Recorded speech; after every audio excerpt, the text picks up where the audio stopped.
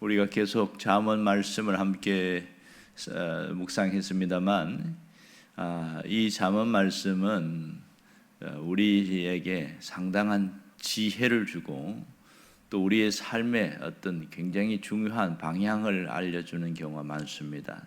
특별히 오늘 9장에 들어와서는 지혜 있는 자에 대한 얘기와 지혜 없는 자에 대한 얘기가 뚜렷하게 나타나고 있습니다. 오늘 읽은 본문에는 굉장히 특이한 얘기를 하고 있어요. 특별히 8절에 보면 거만한 자에 대한 얘기가 나오는데요, 여기에 거만한 자를 책망하지 말라 이런 얘기를 하고 있습니다. 사실 굉장히 역설적인 교훈으로 비춰지거든요. 어떻게 보면 거만한 자는 자기 잘못을 깨닫도록 얘기를 해줘야 되는 게 맞는데 책망하지 말라, 지적하지 말라 이런 얘기를 하고 있습니다. 이 거만한 자의 사전적인 정의를 보니까 스스로 잘난 체하고 남을 업신여기며 조롱하는 자 이렇게 되어 있습니다. 오늘 이 본문에 있는 히브리어 단어도 거의 비슷한 내용인데요, 이 단어는 삐죽거리다, 웃다, 비웃다, 조롱하다 그런 뜻을 갖고 있어요. 그러니까 다른 사람의 말이나 충고를 업신여기는 자를 거만한 자 이렇게 표현하고 있는 것 같아요. 그런데 이 거만한 자를 책망하지 말라는 겁니다. 이게 왜 책망하지 말라고 했을까? 오늘 그 부분도 함께 살펴보려고 합니다. 어떤 면에서 가만히 내버려두면, 이 거만한 자의 모습을 가만히 내버려두면 오히려 옆에 사람들에게 말로 상처를 주고 또 행동으로 상처를 주고 또 시험 들게 하고 그런 일이 뻔한데 입 다물고 가만히 있는 게 그러면 잘하는 것인가? 그런 의문점이 생길 수밖에 없는 거예요. 근데 오늘 잠언에 보면 거만한 자는 책망하지 말라는 이유가 나오는데 8절 다음에 보면 그가 너를 미워할까 두려우니라 이렇게 표현하고 있습니다. 거만한 자를 책망했을 때에 그가 너를 미워한다. 여기서 미워한다는 말은 증오한다는 뜻입니다. 그러니까 나를 책망하는 나에게 대해서 증오의 대상으로 삼는다 이런 뜻이 되겠지요. 그러니까 책망하는 자를 원수처럼 취급한다 그런 뜻입니다. 잘못을 지적하고 그렇게 살면 안 돼, 그건 올바른 모습이 아니야, 그러면 죽일 듯이 미워한다 그런 뜻입니다. 7절에도 보면 똑같은 얘기를 하고 있어요. 거만한 자를 징계하는 자는, 이 말은 지적한다는 뜻이지요, 도리어 능욕을 받고 그랬어요. 그러니까 거만한 자를 책망할 때에 능욕과 멸시를 당한다는 것이지요. 또 그리고 악인을 책망하는 자는 도리어 흠이 잡히느니라. 거만한 자와 악인은 같은 표현이지요. 흠이 잡힌다, 도리어 화를 내게 되고 온갖 악담을 퍼붓거나 아니면 뒤에서 유언비어를 펼치거나 이렇게 한다 이런 얘기를 합니다. 그러면서 거만한 자는 입을 다물고 누구에게 책망을 했냐? 지혜 있는 자에게 해야 된다 이런 얘기를 하고 있습니다. 보세요, 지혜 있는 자를 책망하라 그랬습니다. 여기서 지혜 있는 자는 자신의 잘못을 달게 받아들이는 자를 이야기를 합니다. 그러니까 책망한다는 뜻은 하나님의 말씀과 교훈으로 잘못을 알려주는 것을 말하는 거죠. 그래서 8절 하반절에 보면 그 이유가 나와요. 지혜 있는 자를 책망해야 되는 이유는, 그러면 그가 너를 사랑하리라 이렇게 이야기합니다. 그가 너를 사랑하리라. 오히려 지혜 있는 자는 책망을 하면 고맙다고 하고 더 가까이 하게 되더라 이런 표현을 쓰고 있습니다. 그래서 9절에서도 똑같이 이야기하지요. 지혜 있는 자에게는 교훈을 더하라. 잘못된 것을 얘기를 해주라는 거죠. 그러면 더욱 지혜로워진다고 그랬고요. 의로운 사람을 가르치면 그 학식이 다르리라. 여기에서 거만한 자는 악인으로 표현하고 지혜로운 자는 의인으로 표현하고 있습니다. 같은 표현이죠. 결국은 더 지혜로워지고 더 자신을 돌아보게 되더라 그런 얘기를 하고 있습니다. 굉장히 중요한 모습인데요, 이것은 우리가 사람들을 대할 때 어떤 모습으로 대할 것인가, 또 어떤 말을 할 것인가 이런 부분을 잘 알려주고 있습니다. 그런데 보면 현실적으로 보면 이 교훈의 말씀을 새겨 듣고 이렇게 하는 사람이 있기도 하지만 어떤 신앙인들은 자기가 살아온 대로, 자기가 배워온 대로 말을 내뱉는 경우가 굉장히 많습니다. 예수님도 이와 똑같은 얘기를 한 적이 있어요. 마태복음 7장에 보면 제일 먼저 7장에 가면 무슨 얘기냐면 비판하지 말라 이렇게 말합니다. 비판을 받지 아니하려거든 비판하지 말라. 비판으로 너희가 비판을 받을 수가 있다. 이런 얘기를 하면서 거기에 뒤에 6절을 보면 무슨 얘기냐면 거룩한 것을 개에게 주지 말며 너희 진주를 돼지 앞에 던지지 말라 이렇게 이야기합니다. 그들이 그것을 발로 밟고 돌이켜 너희를 찢어 상할게 할까 염려하라. 결국 비판에 대한 이야기를 하면서 개와 돼지 이야기를 꺼내고 있습니다. 이 말은 뭐냐면 충고를 하고 조언을 했을 때 상대방이 이 거만한 자, 자문의 표현대로 그런 자는 그 충고와 조언을 진주처럼 진리를 그렇게 거룩한 것으로 받아들이지 않고 오히려 개와 돼지처럼 행동을 한다. 그런 반응을 보인다는 겁니다. 그러니 아무리 진주처럼 좋은 얘기라도 받아들이지 않는다. 그런 얘기가 되는 것이죠. 여러분, 어떤 극단적인 표현인데 수년 전에 그런 사람을 봤어요. 신문에 한번 나왔는데요. 아주 그냥 그 복음의 열정이 투철해가지고 절에 가서 사찰에 가서 막 예수 믿으라고 소리 지르고 뭐 그렇게 큰 소리를 하면서 막 뭐 자기가 알고 있는 뭐 예수님은 길과 진리와 생명이 됩니다. 예수를 믿어야 합니다. 그 의도는 참 좋은데 그 사찰에 가서 머리 딱 밀고 있는 사람들한테 그렇게 하는 모습이 가히 좋지 않았던 겁니다. 그렇다고 안 믿는 거다고 나는 할 일을 다 했으니까 너희들이 안 믿어서 그렇지 막 이런 이제 내려오고 뭐 그런 적이 있어요. 그런데 어떤 분이 그런 칼럼을 썼더라고요. 뭐라고 그러냐면 이 사람은 성경을 봐도 하나만 알고 하나는 모른다. 그렇게 써놓은 거예요. 예수님이 복음 전하는 얘기도 했지만 복음을 전할 때 비둘기처럼 순결하고 그리고 뱀같이 지혜로워야 된다. 그 말은 잊어버린 것 같다. 뭐 그런 얘기를 한 겁니다.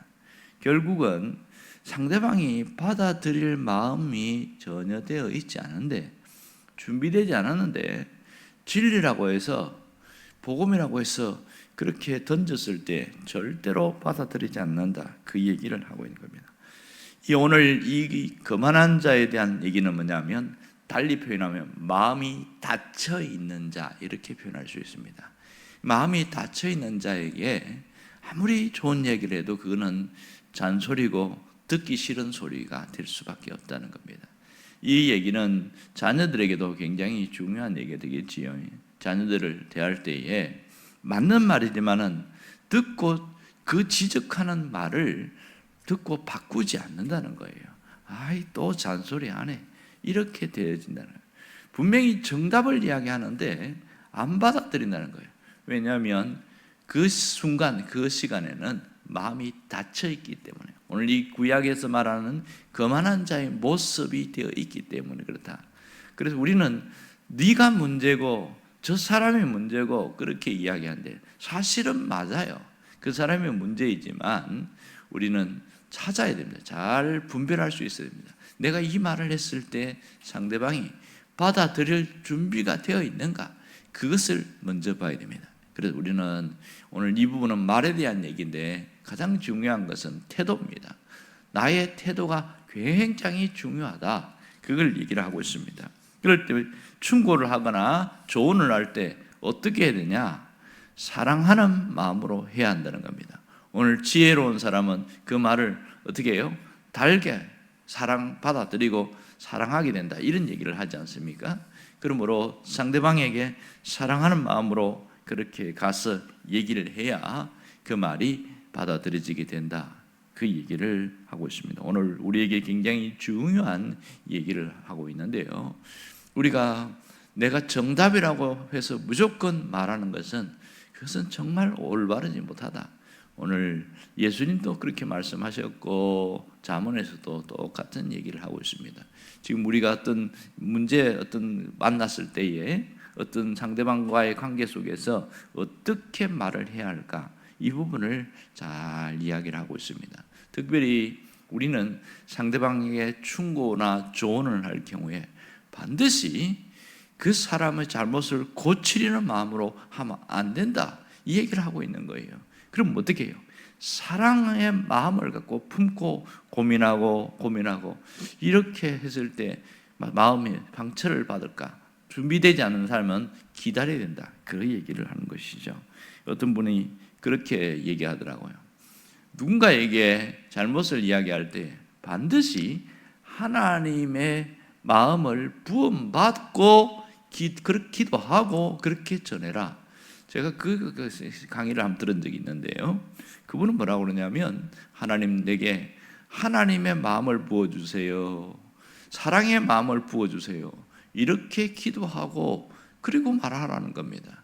그러면 아버지 하나님이 나에게 하는 말처럼 잘 받아들일 수 있도록 그렇게 하라. 상당히 지혜롭더라고요. 예를 들어서 이런 표현이더라고요. 그때 제 세미나 중에서 들은 것 중에 하나 뭐가 있냐면, 내적 치유에 대한 얘기인데, 분명히 아버지로부터 어마어마하게 상처를 받고 그렇게 해서 내가 막 괴롭고 그래서 미워하는 마음, 그런 마음이, 용서하지 않는 마음이 꽉 생겼어요. 그럴 때에 가서 아버지한테 가서 내가 아버지를 용서합니다, 절대로 그렇게 말하면 안 된다는 거예요. 그러면 막 상대방이 막 반발하고 튄다는 거예요. 이놈의 자식이 무슨 말을 하냐, 오히려 그렇게 된다는 거예요. 그럴 때 말을 할 때 이렇게 하라는 거예요. 내가 아버지를 미워한 것을 용서해 주세요, 거꾸로 말하라고 하는 거예요. 그게 상당히 지혜로운 말이더라고요. 그러니까 그러다 보면 가만히 아버지가 듣고 있고, 어떤 분이 실제로 그대로 실천해 봤어요. 그래서 내가 아버지를 사실 이렇게 미워했는데 용서해 주세요, 뭐 이렇게 이야기하는 거예요. 그러더니 이 아버지가, 그 완고한 아버지가 갑자기 미안하다, 이런 말이 나오는 거예요. 한 번도 그런 말을 한 적이 없는 그런 완고한 분인데, 이분은 어떤 마음으로 했냐, 내가 아버지를 사랑하는 마음으로, 그리고 내가 상처를 좀 이렇게 해서 관계가 좋아지겠다, 그런 마음으로 했더니 상대방에서 마음이 달라지는 거예요. 이게 마음이 열리는 거죠. 대화에 대한 오늘 중요한 얘기를 하고 있습니다. 누군가에게 말을 하려고 하면 먼저 마음 문을 열고 그렇게 말을 해야 된다, 이 부분을 지적하는 것 같습니다. 처음에 이 말씀을 들을 때는 별거 아닌 것처럼 보이는데 아주 중요한 울림이 되었습니다. 제가 설교를 준비하다 보니까 어떤 분이 그 상담한 내용을 한번 읽은 적이 있는데요, 자기 자녀가 신천지에 빠졌던 자녀를 데려온 이야기입니다. 그러면서 뭐라고 그러냐면, 신천지에서 하면서 이만희가 어떻고 신천지가 어떻고 막 이렇게 이야기를 하고 그렇게 했나 봐요. 네가 왜 그 가냐, 네가 장로 아들인데 어떻게 신천지 빠질 수 있냐, 막 그렇게 야단치고 막 그러나 봐요. 근데 한번 틀어진 애들이 잘 안 바뀌잖아요. 근데 아마 부목사님 아마 그랬던 모양인데, 불러가지고 말을 그렇게 하지 말고 바꾸면 어떨까요, 이렇게 얘기하는 거예요.